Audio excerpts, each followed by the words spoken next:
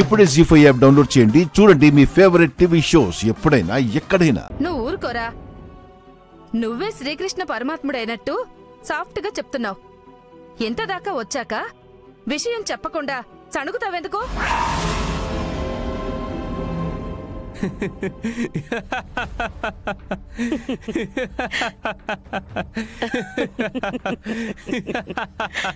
నువ్విట్టా నవ్వుతా ఉంటే నాకెంత సంబరంగా ఉంటాదో తెలుసా అప్పుడా? నిన్ను సంతోషపెట్టాలనే ఇలాంటి పనులు చేస్తున్నా నానమ్మా. పాపం ఆ గంగ ఇంట్లో చిన్నగా యుద్ధం జరుగుతా ఉంటది. ఎందుకు జరగదు నానమ్మా? శ్రీవల్లిని నేనెత్తుకున్న ఫోటోలని షణ్ముఖం వాళ్ళ అమ్మా నాన్న ప్రింట్ చేసి మరీ చూపిస్తూ ఉంటారు. ఏమే ఊరికే నోరు పారేసుకోవడం కాదు, ఆ ఫోటో చూపించు. ఎందుకు చూపించనండి? ఇదిగోండి అన్నయ్య గారు, ఏమైంది అని ఆరా తీశారు కదా, ఇదిగో ఫోటోలు చూడండి. చూడయ్యా.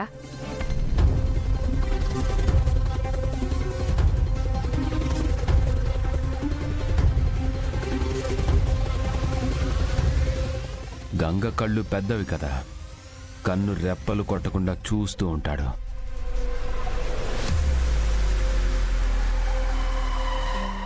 ఇదిగో చూడమ్మా, చూడండి. ఇదిగోమ్మా, నువ్వు కూడా చూడు.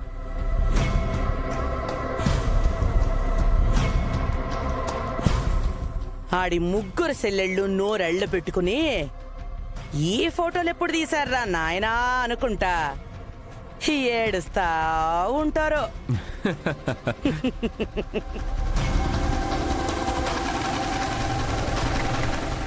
గుళ్ళో దిగిన ఫోటోసే కదా, ఈ మాత్రానికే గొడవ ఎందుకు? గుళ్ళో దిగారా పార్కులో దిగారా అని కాదమ్మా, ఎలా దిగారని ముఖ్యం.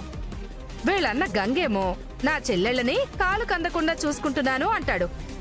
ఈ శివపార్వతి వాళ్ళ అన్నేమో శ్రీవల్లి అసలు కిందకే దిగకూడదు అంటాడు. అక్క కళ్ళు తిరిగి నిప్పుల్లో పడిపోబోతుంటే దేవాబావ పట్టుకుని ఎత్తుకున్నాడు. అలాగా? చేత కానప్పుడు మొక్కుబడులెందుకమ్మా? అదేమైనా ఫ్యాషన్ షో తిరిగే నడక అనుకుంటున్నావా?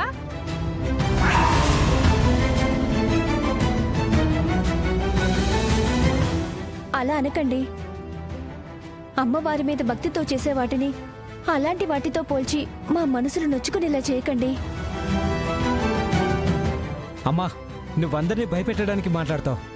రే, మీ అమ్మ మాట్లాడకపోతే రేపొద్దున జనాలు మన గురించి మాట్లాడుకుంటారు. ఇంతకీ ఆ ఫోటోలు మీకెక్కడివి? ఎవరు పంపించారు? ఎవరు పంపిస్తే ఏంటమ్మా, మా మంచి కోరి పంపించారనుకుంటా. ఫోటో తీశాక వాటినిలా షేర్ చేశారంటే ఖచ్చితంగా కుట్ర అయి ఉంటుంది. ఇదా దేవగాడి పని అయి ఉంటుంది. ఇప్పుడే వాడి సంగతి తేలుస్తాను. అన్నయ్య, దయచేసి నువ్వు ఆవేశపడొద్దు. నాకు కళ్ళు తిరిగి పడిపోతుంటేనే కదా దేవాబావ నన్ను పట్టుకున్నాడని ఇప్పుడు నేను కూడా అర్థం చేసుకుంటున్నాను. బావ నాకు సాయం చేసి మేలే చేశాడనుకోవాలి. జీ5 యాప్ డౌన్లోడ్ చేసి అన్ని ఎపిసోడ్స్ పూర్తి ఉచితంగా చూడండి.